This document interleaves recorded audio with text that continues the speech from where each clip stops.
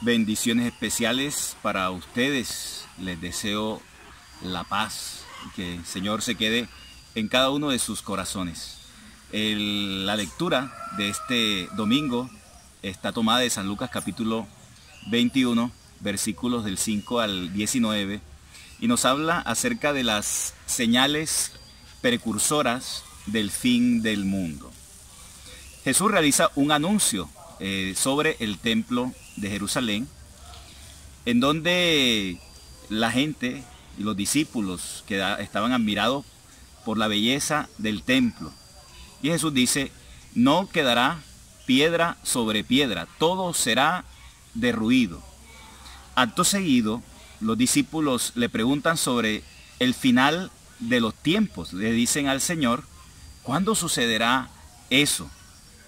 El Evangelio de San Mateo, en el Evangelio de San Mateo, la pregunta llega más lejos, pues está formulada de la siguiente manera. Eso está en Mateo 24:3. Dinos cuándo sucederá eso y cuál será el signo de tu venida y del fin del mundo. Fíjense, son dos preguntas en el mismo contexto. La primera pregunta es: ¿cuándo sucederá la destrucción del templo? Y la segunda es sobre la venida de Cristo y el fin del mundo. Y el Señor aprovechará esa pregunta para hablar de las dos cosas. Sobre la destrucción del templo, hay que decir que ya ocurrió en el año 70 después de Cristo, cuando los romanos entraron a Jerusalén y acabaron con el templo.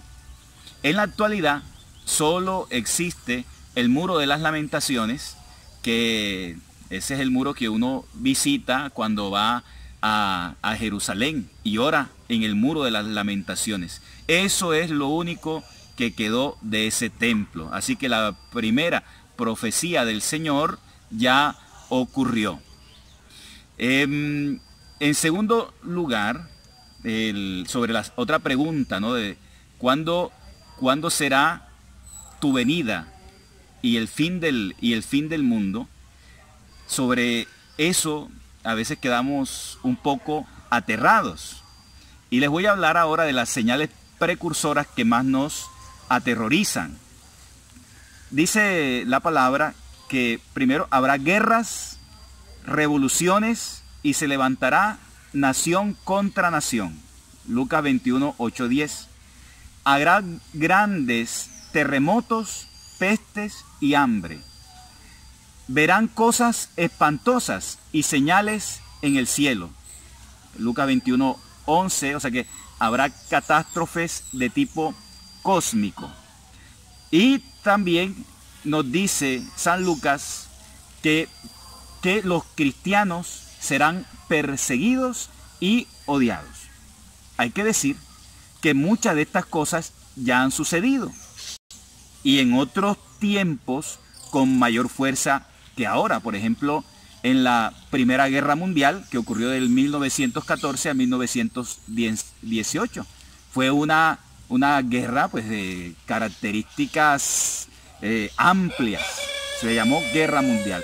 Y tenemos también la Segunda Guerra Mundial, del 1939 al 1945. En esta época no estamos viviendo una guerra de tales magnitudes. También han ocurrido terremotos y hambrunas en toda la historia de la humanidad. Vemos imágenes que nos aterrorizan en África o en Venezuela. No estamos precisamente en una época peor. También los cristianos han sufrido persecuciones. Hace poco sufrimos una persecución grande por parte del Estado Islámico, una persecución muy cruel. ¿Cómo entender esto? Jesús dice: cuando veáis que sucede esto, sabed que el reino de Dios está cerca. Eso lo dice en San Lucas 21:30. Como estas catástrofes suelen ocurrir a lo largo de la historia, ellas nos recuerdan que el reino de Dios está cerca. Es decir, los terremotos han ocurrido, guerras han ocurrido, pestes han ocurrido, y en toda la historia de la humanidad eso pues sigue ocurriendo de vez en cuando, incluso ocurren catástrofes bastante grandes. Entonces, cuando nosotros veamos eso, esto nos ayuda a recordar que viene el reino de Dios, que está cerca, dice el Señor, pero que no sabemos cuánto. Pero aquí podríamos preguntarnos, pasando de algo que nos aterroriza, porque lastimosamente a veces nos quedamos en lo del terror. Yo también he querido en esta homilía, pues mirar aquello que realmente más nos sirve, o sea, no quedarnos en lo terrorífico, sí, sino en aquello que más nos sirve. Por ejemplo, nos dice Lucas 21:8, que vendrán muchos usurpando el nombre de Jesús, diciendo, yo soy, el tiempo está cerca. Y Marcos 13:22 añade, vendrán falsos cristos y falsos profetas que realizarán señales y prodigios con el propósito de engañar, si fuera posible, hasta los mismos elegidos. Miren cómo es la palabra declara. Nos dice, vendrán falsos cristos que harán señales y prodigios.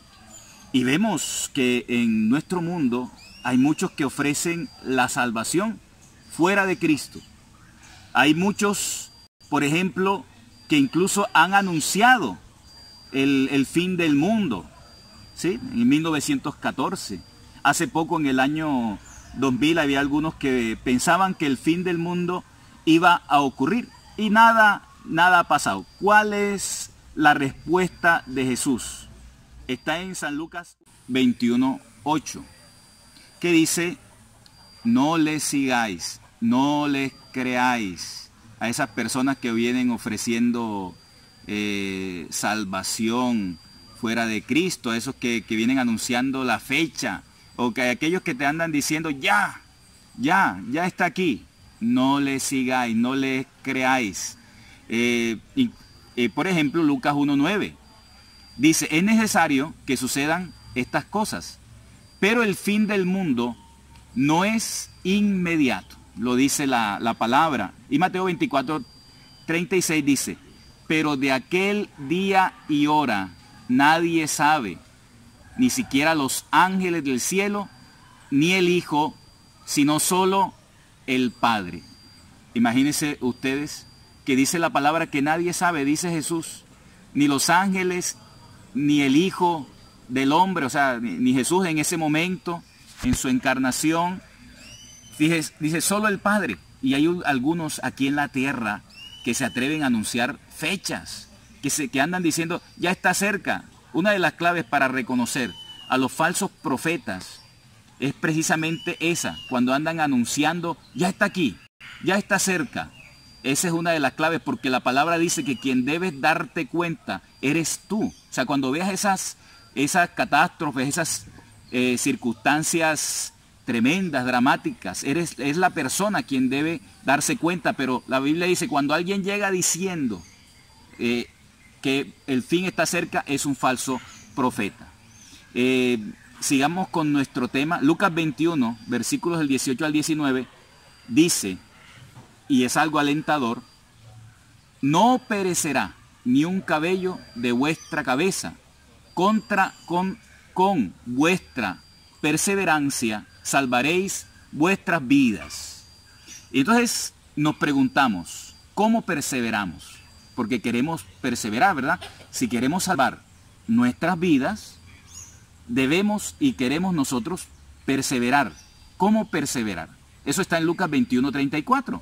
Dice, guardaos de que no se hagan pesados vuestros corazones por el libertinaje, por la embriaguez y por las preocupaciones de la vida. Y venga aquel día de improviso sobre ustedes como un lazo. Miren cómo dice la palabra, y es muy interesante.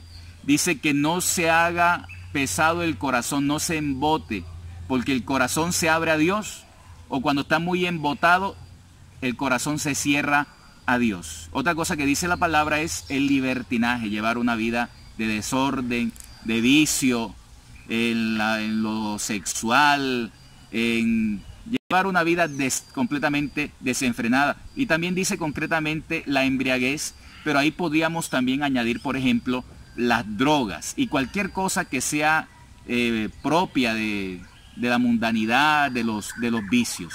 Y dice también, y por las preocupaciones de la vida. A veces andamos muy preocupados por las cosas de este mundo y se nos olvida ir a misa, se nos olvida orar, se nos olvida leer la palabra, se nos olvida hacer obras de caridad. Dice que eso no nos ayuda a prepararnos para la venida de Cristo. Dice, y venga aquel día de improviso sobre ustedes como un lazo, porque vendrá sobre todos los que habitan la faz de la tierra. Estad en vela pues orando en todo tiempo para que tengáis fuerza y escapéis a todo lo que está por venir y podáis estar en pie delante del Hijo del Hombre. Y eso es lo que nos enseña la palabra, que estemos en pie cuando llegue ese momento. Hay que decir algo más, que para el cristiano la segunda venida de Cristo no es una catástrofe ni el fin de todo. Lucas 21:27 dice, entonces verán venir al Hijo del Hombre en una nube con gran poder y gloria. Cuando empiecen a suceder estas cosas, cobrad ánimo y levantad la cabeza, porque se acerca vuestra liberación. Fíjense lo que dice Jesús, que realmente su venida es una liberación. O sea, más que una destrucción. No es una destrucción, es una liberación, es el mal que queda atrás y el bien que permanece. El odio queda atrás y el amor, y sobre todo el amor de Dios y el amor entre nosotros, permanece. Debo decir algo más, por ejemplo, sobre el rapto, ¿no? Hay algunos que enseñan sobre el rapto. ¿El rapto existe? Según deducimos de Lucas 21, de Mateo 24 y de Marcos 13, que nos habla acerca de las señales precursoras y de la venida de Cristo, no habrá un rapto antes de la gran tribulación y de la venida de Cristo. No habrá un rapto, porque hay algunos piensan que el rapto va a ocurrir para que todas esas catástrofes no le pasen, por ejemplo, las persecuciones de que habla ahí a los cristianos, no les ocurra. Entonces, antes de que ocurran esas catástrofes, ocurrirá el rapto. Dios a algunos se los llevará para que no sufran. Eso no es así. La Biblia afirma que muchas veces el cristiano va a sufrir y también puede morir.